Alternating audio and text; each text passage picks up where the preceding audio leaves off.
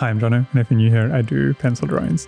I have James across the table from me. He is my video editor, along with Jess, who's behind the camera there, second video editor. And we're going to chat about a drawing that I'm currently working on. It'll pretty much be finished by the time this video is done, actually. Yeah, that's not on me, that's on you. That's on me. I'm very excited about that. Also, this video is sponsored by Squarespace, but I'll tell you more about them later. This piece in particular is interesting because I planned the original composition for this piece about 4 years ago. In the same sequence, I had Nurtured Nature Male, Nurtured Nature Female, Sage, and In My Silence. Those were all works that were born out of the same kind of vein. And I thought that this composition was one of the stronger ones. It really resonated with me and I became protective of it. And so fast forward 4 years and I've used this piece with wanting to plan so many different drawings, and I've always gotten locked up about it into the rubber ducky, which for me just signifies this playfulness, this disregard for seriousness. It sounds like there's a lot of weight and pressure that goes into the more serious compositions. Yeah, I have this narrative that I'm trying to produce work that I think is important or that I think is serious, and it resonates with me. I'm trying to be authentic. I'm trying for the work to be honest. That actually, ironically, creates an inauthentic narrative around the piece sometimes because it's performative. I've often spoken about how I work intuitively, and I feel with my planning, I don't exactly know what's going on.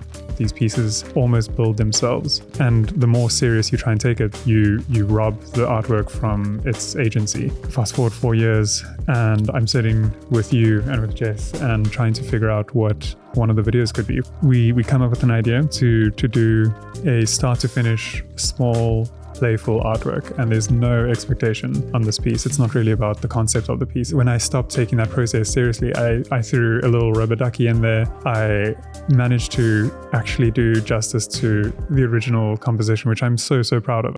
It sounds like what you're describing is almost like a freeing aspect that sort of lets you go in a way and lets you enjoy the process a little bit more. Yeah, it's effortless. It's a joy to bring to life. Every time I go home and I work late into the evening, it's cathartic, it's meditative. It had to be almost this like cast aside idea for it to somehow hit all the right notes. My work is always centered around mental health and loneliness, things which resonate with me to my core and are things that are precious to me. And so I want to do them justice, and I want to treat them with the reverence that they deserve. What's happening now is I'm starting to have a lot more respect for that playfulness, that child, giving it the microphone more often and giving it expressions.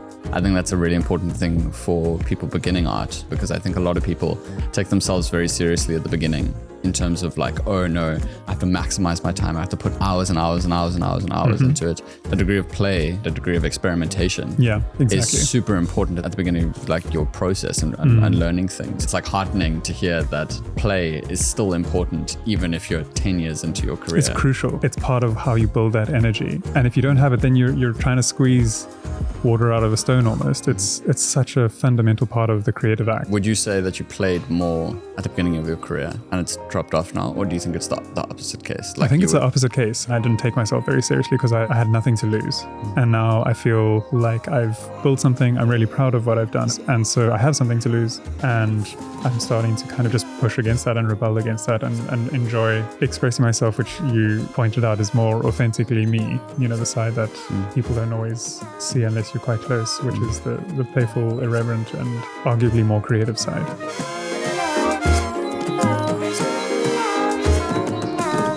So, Jono, I believe there were some friends you wanted to give a little reference to now.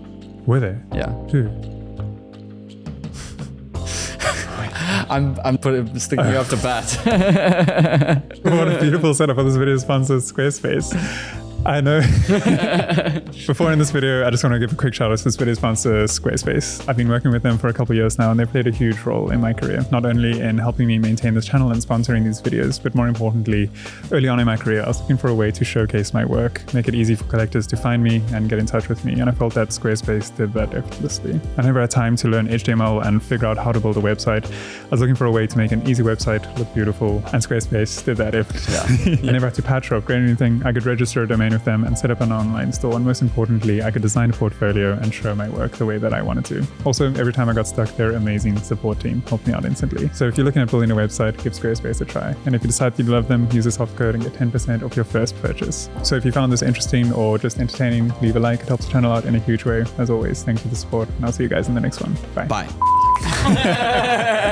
I was trying to jump in.